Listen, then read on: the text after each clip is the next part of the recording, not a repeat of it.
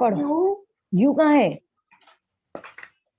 ये पढ़ा ही नहीं। Ma'am, please mute yourself.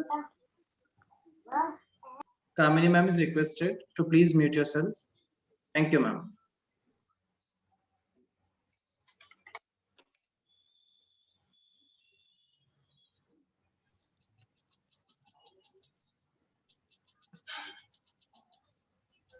Only 18 participation is there.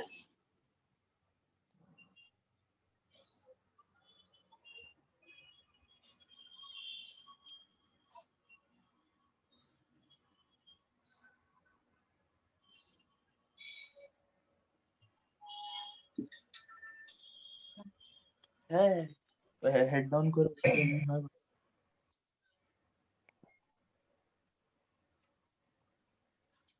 F5 function use कर जाए।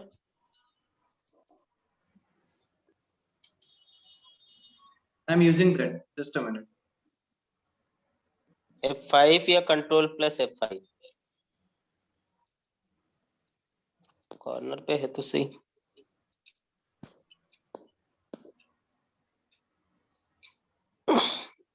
ये कमेंट्स के बगल में चौथे नंबर का जो बॉक्स है उस पर डायरेक्ट क्लिक करेंगे तब भी बड़ा हो जाएगा। राइट कॉर्नर पे notes comments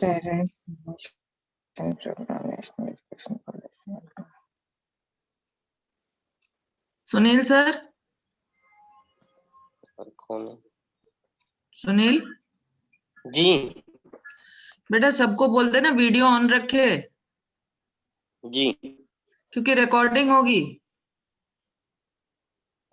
ji Recording is started now. The recording is started now.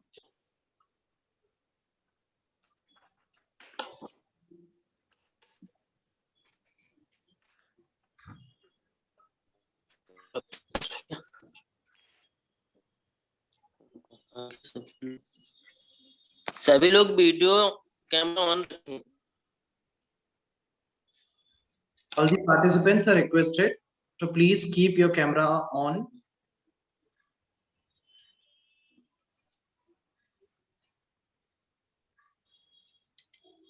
We are going to begin after a minute.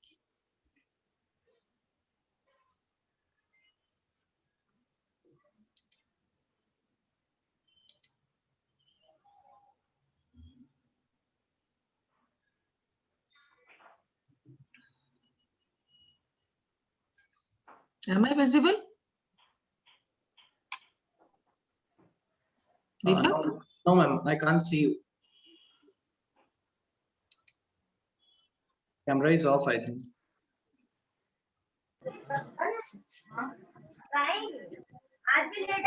Nothing, please mute yourself. Thank you.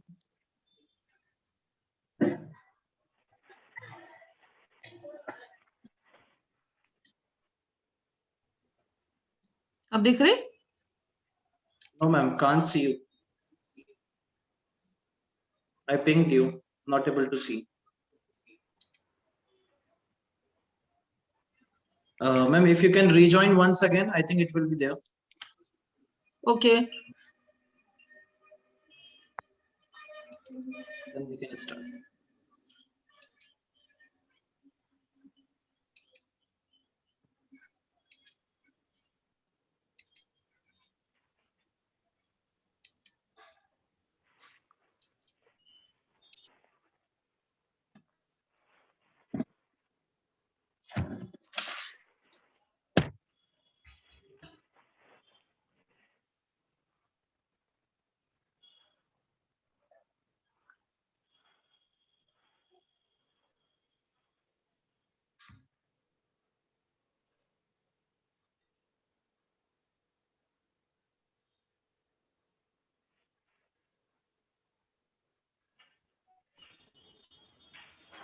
Hello. Am I perfectly audible, everyone? Am I visible now? Yes, ma'am. You are visible ma'am. now perfectly. I pinged you also. So, 30 participation is there. 30 members are there only. Shall we start? Yes, ma'am. Why Yes. not? Okay. Because it is 5 4 10. Yeah, ma'am. So, good evening, everyone. First of all, I would like to welcome our honorable principal in this session. Our today's session will be based on parents' orientation towards the National Education Policy, NEP. So here we need to see what are the changes taken place in NEP, National Education Policy, and what it was earlier. So if you say, ma'am, can we start?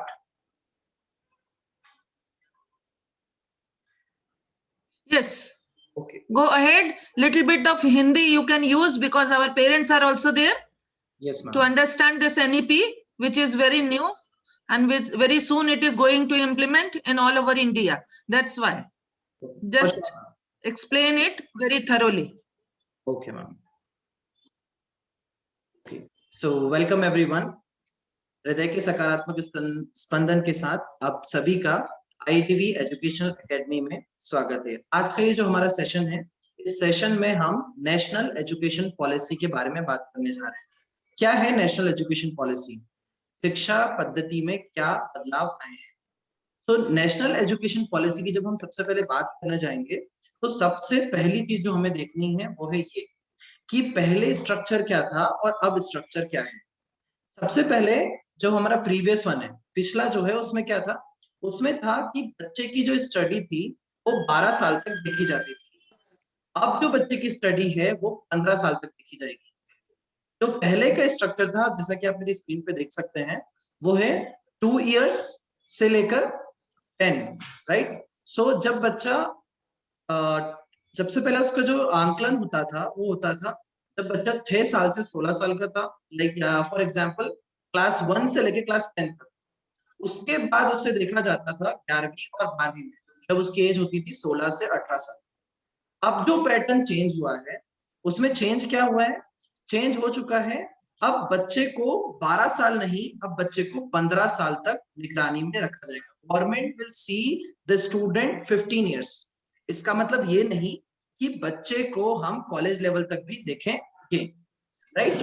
तो अभी सबसे important चीज जो हमको यहाँ पे समझनी है वो है हमारा ये नया स्ट्रक्चर। ये नया स्ट्रक्चर है क्या, राइट? तो अभी हम यहाँ से देखते हैं, इस स्ट्रक्चर को 4 भाग में डिवाइड किया गया है। सबसे पहला है हमारा फाउंडेशनल स्टेज। कौन सा स्टेज? Foundational stage. अभी इसको स्टार्ट करने से पहले जो बहुत इंपॉर्टेंट चीज है जो हमें पता होना चाहिए कि ये बदलाव क्यों किए गए। तो ये बदलाव सबसे पहला कारण ये है कि एक एग्जांपल से मैं बताना चाहूंगा। रास्ते पर एक जो पालकगण थे, एक पेरेंट थे, वो अपने बच्चे को स्कूल लेकर जा रहे थे। वहीं रास्ते में उस बच्चे ने देखा कि एक कसाई जो है एक बकरे को लेकर जा रहा है।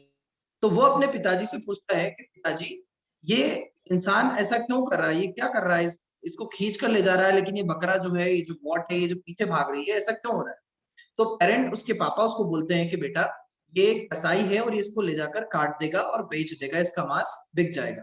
बच्चा बोलता, अच्छा पापा, मुझे तो लगा था कि हो सकता है ये इसको स्कूल लेके जा रहा। मतलब आप उस बच्चे की मानसिकता देखिए, उसका डर बोल सकते हैं, या उसको कितना एक ऐसा डर फील हो रहा है कि स्कूल जाना मतलब इतना डर, इतना खौफ।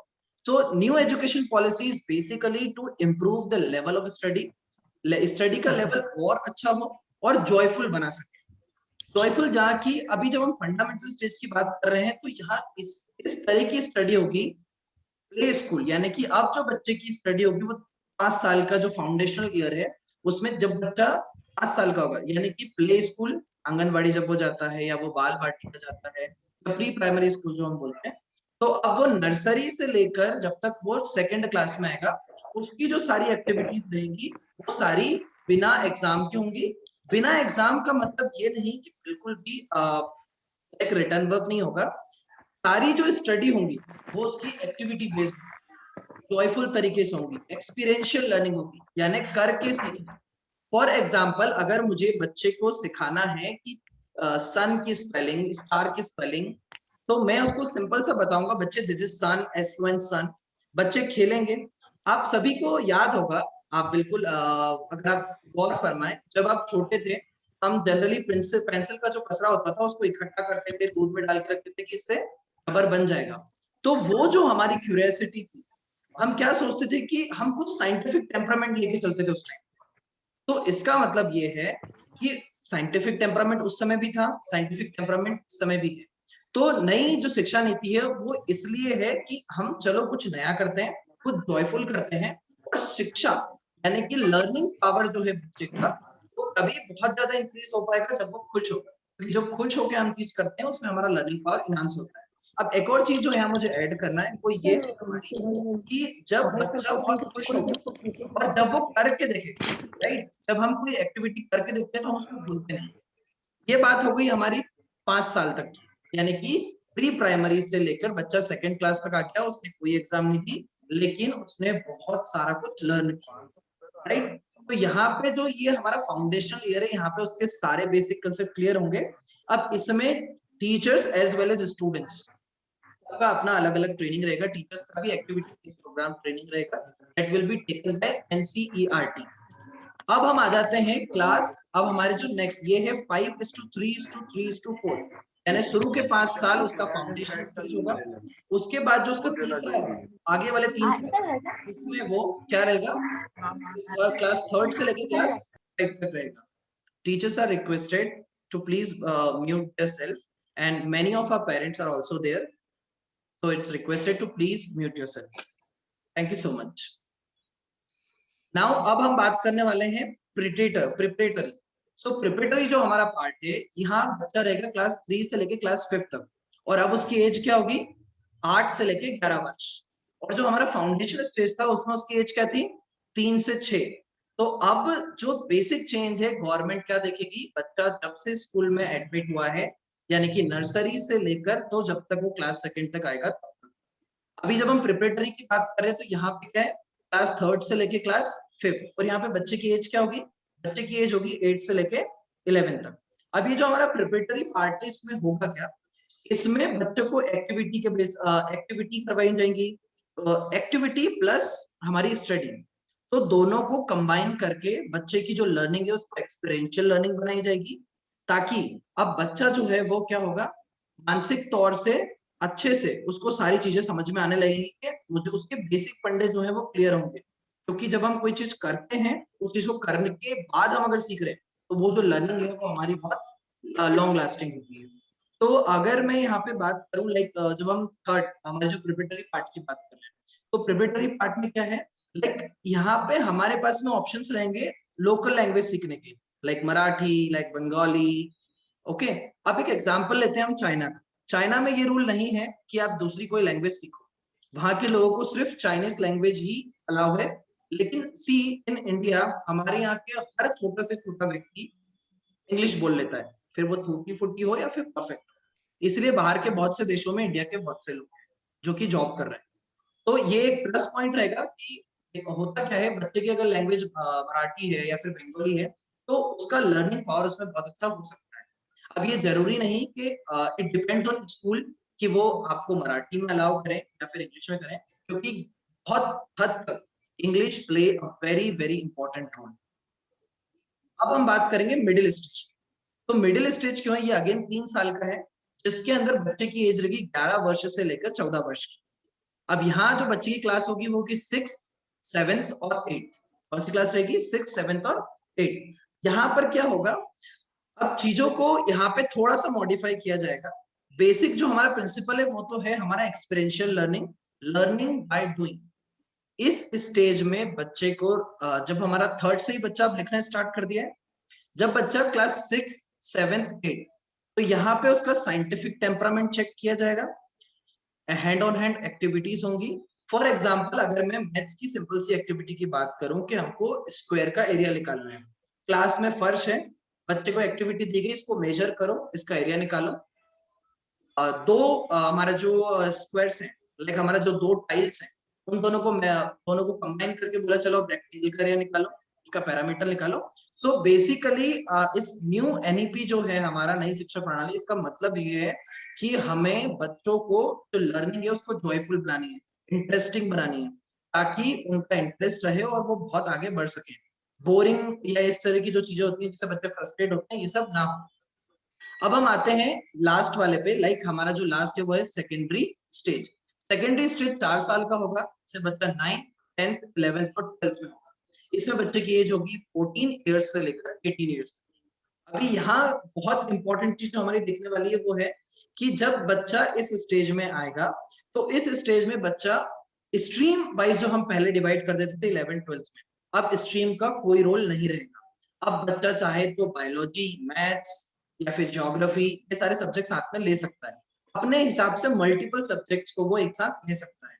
जो बेसिक इसका फंडा है या जो बेसिक इसका प्रिंसिपल है वो ये है कि बच्चा मल्टीपल सब्जेक्ट्स पढ़े उसकी क्षमता के अनुसार। अब यहाँ पर जब सेकेंडरी आते हैं तो सेकेंडरी स्टेज में बच्चा एक फॉरेन लैंग्वेज भी सीख सकता है, लाइक फ्रेंच, लाइक जर्मनी। तो सेकेंडरी में एक फॉरेन लैंग्वेज लर्न करना जरूरी होता है। एक चीज जो मिडिल स्टेज में हमको ध्यान देने की है वो है, लाइक मिडिल स्टेज में बच्चा संस्कृत सीख सकता है, आर्ट्स ले सकता है साथ में, राइट। तो मिडिल स्टेज में जब बच्चा होगा यानी कि 6 to 8, तो वो संस्कृत या फिर दूसरा जो मातृभाषा या उसको जो भी भाषा लेना है वो इसको पढ़ सकता है। 9 to 12th में उसको एक फॉरेन लैंग्वेज लेना जरूरी है। तो ये था हमारा नया चेंज।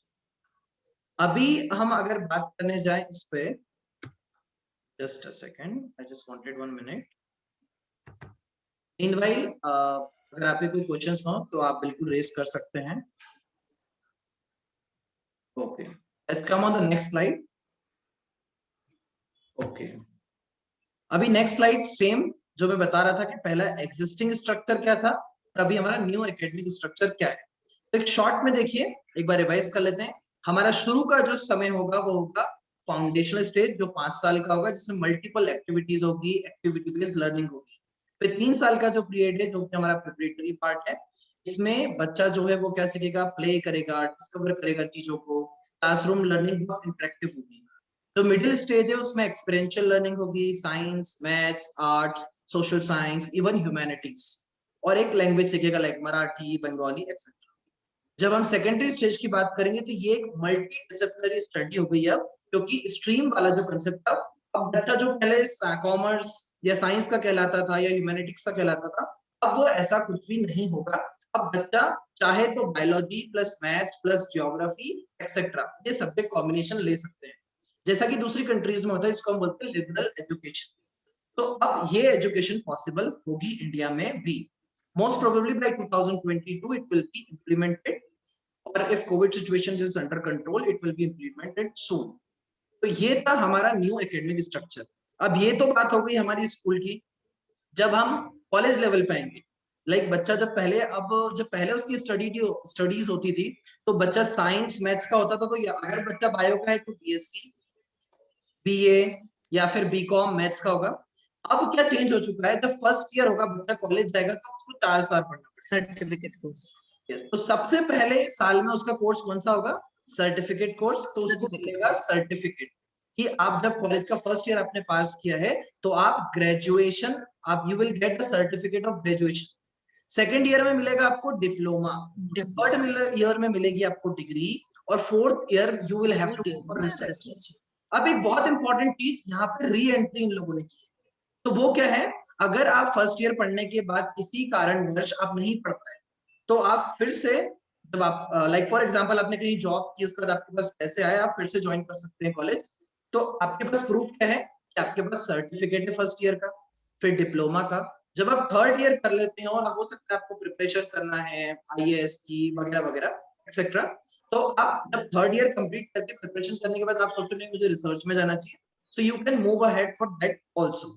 सो ये था हमारा ग्रेजुएशन लेवल, राइट। तो एक बार फिर से जो बहुत इंपॉर्टेंट चीज है, सब्जेक्ट कॉम्बिनेशन हम हमारे हिसाब से ले सकते हैं।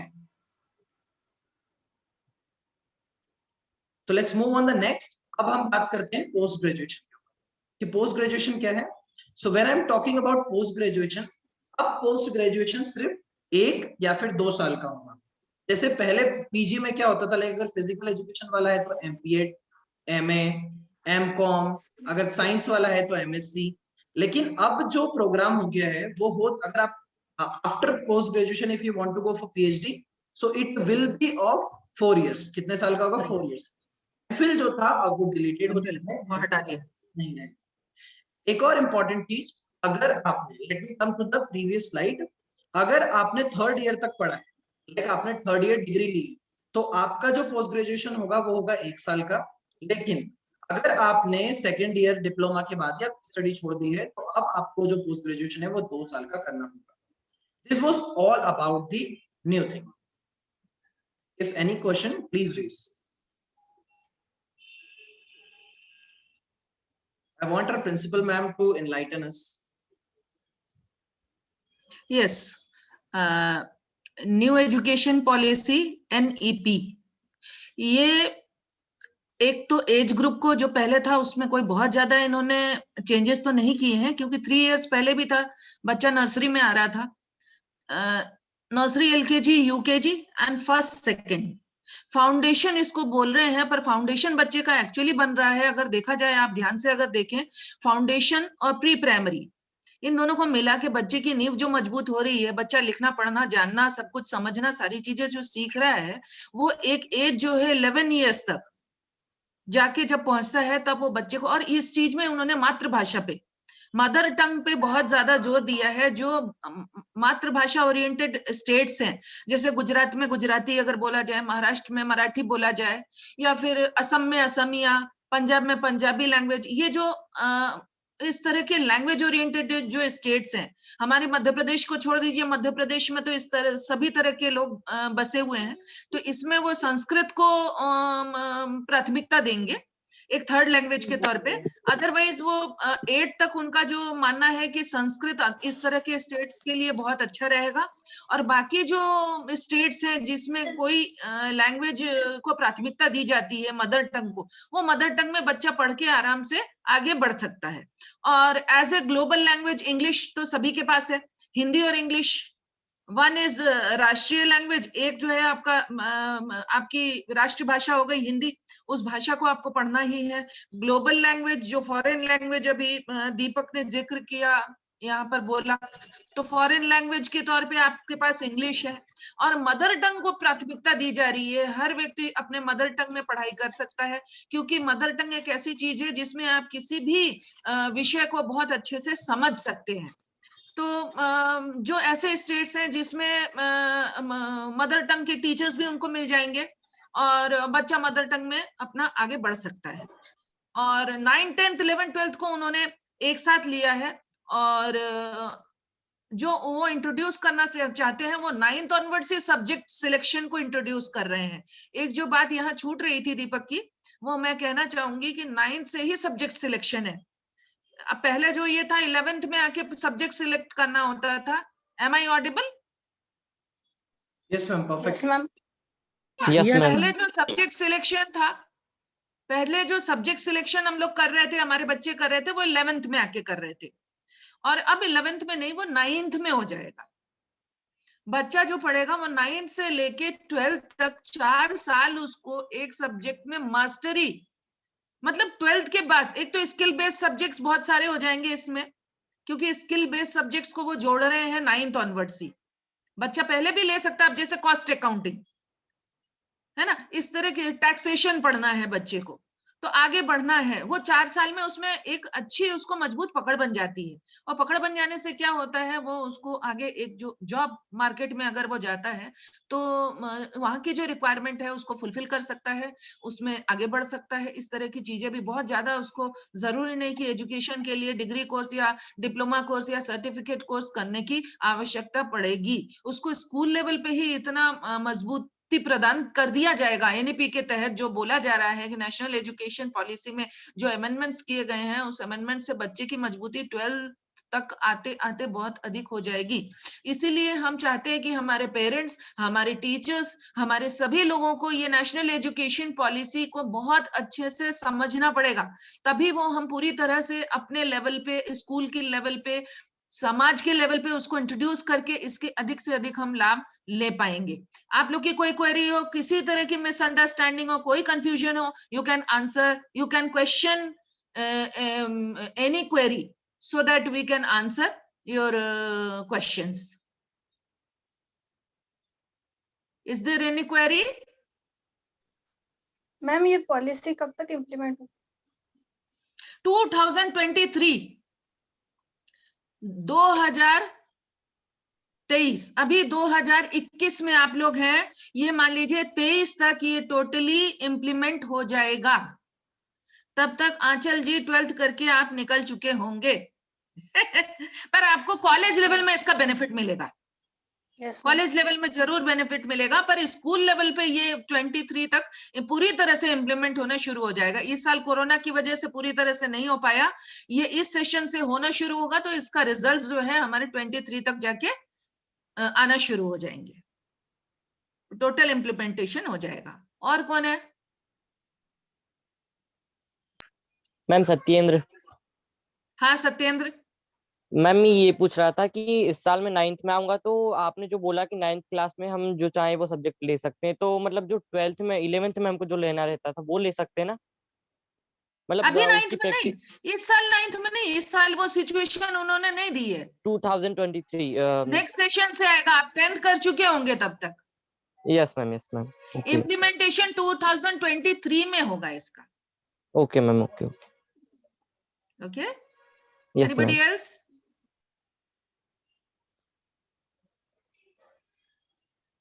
कोई और?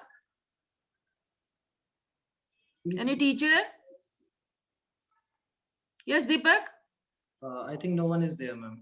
You have explained each and everything very clearly. I should thank you. Very good preparation of your presentation. Very good. Vote of thanks should be from your side, because our vice principal is not there, I think. So, Bharat sir, are you there?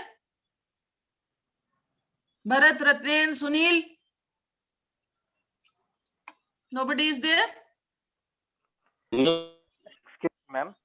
Seema madam कुछ बोले? Yes, ma'am. Ma'am I am Ravi here. Meena. Yes हाँ ma'am. Bharat? Yes, हाँ ma'am. सीमा, को समझ में आ गया NEP पूरा? हाँ बिल्कुल मैम, बहुत अच्छे से समझाया दीपक सर ने, और आपने तो और ज्यादा क्लियर कर दिया। बस एक छोटा सा मेरा क्वेश्चन था मैम, कि हमारे सब्जेक्ट तो 9 to 12 में 5 सब्जेक्ट ही रहेंगे ना, कि कुछ हाँ इससे हाँ, और 5 सब्जेक्ट ही लेंगे, पर अब स्ट्रीम हटा रहे हैं ये लोग, कि स्ट्रीम में बंधा नहीं रहेगा बच्चा कि कॉमर्स ले लिया या साइंस ले लिया या आर्ट्स ले लिया, ऐसा नहीं होगा। अब पूरे सब्जेक्ट्स खोल दिए उन्होंने।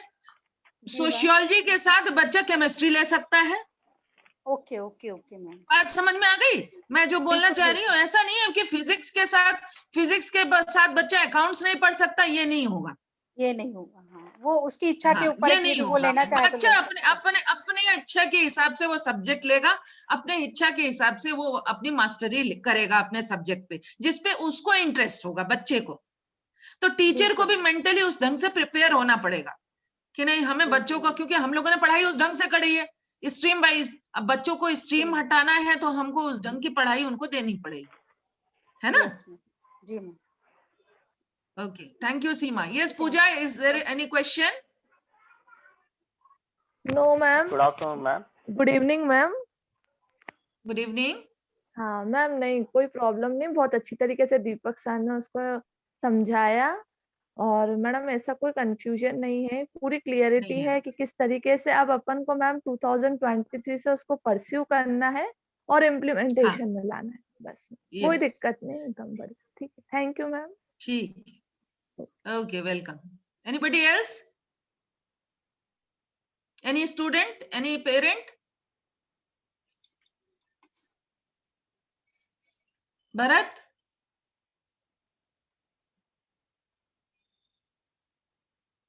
सुनील कहाँ है? Okay, I think Ravi sir. चलो Deepak. Ravi sir? Yes, yes Ravi. Yes ma'am. Good evening ma'am. Good evening बेटा। I want to tell one more thing about the education policy. Yes.